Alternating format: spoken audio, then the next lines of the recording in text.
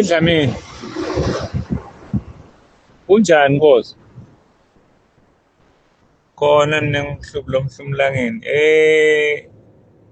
Awuyisebenti nayindzaba naye Nkosi, ngikuthathele kongena letfombe.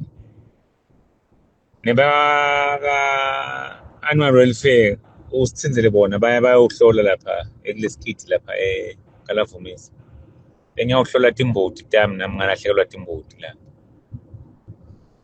Ngenhlanhla leyo lembi angikathanzi.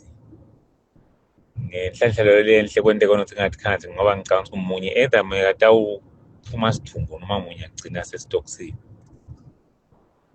Kunemaswati la khona lapha la kutfolile imboti tawo kuthiwa leti mboti solo tefika tina 3 days imboti inye ayibhadre 120 lomnye babe nje una 14 so ngabala ukuthi 120 times 14 ngimalini mtsala lo muntu uhluphekile futhi.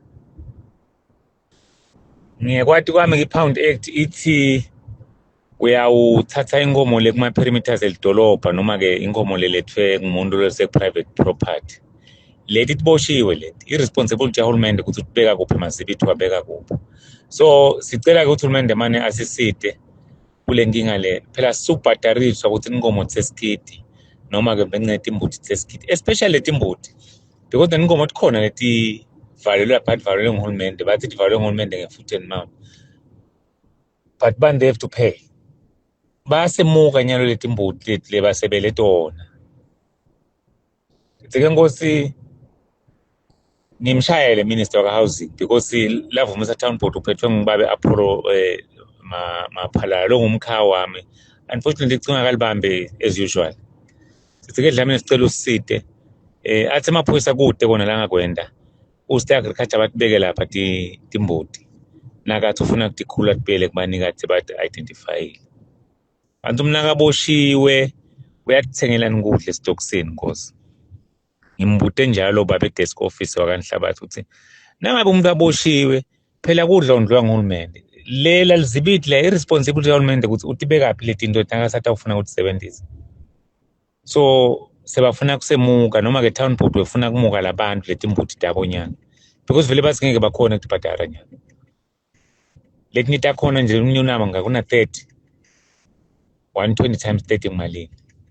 Sithi Nkosi awu sisite Nkosi mane usibukele ukuthi ngabe ngibani lo utasisita kule nkinga lena ngoba phela minister ka housing lebe sicabanga sitamkhulumisa ukuthi nayo inkinga lesihlangana nayo simaswati ngolo khuna weve lokukhipha inkomo ibhatalisa tilwane lapha esikiti because akusifull yalabantu.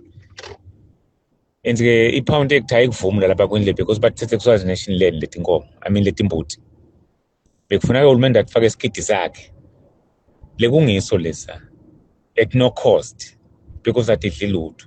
They are overcrowded lapha kubhicwe timbuti netinkomo which is wrong. Lenye imbuti inyathelo lenkomo ephukile lapha. Siyacela Nkosi nisilamulele.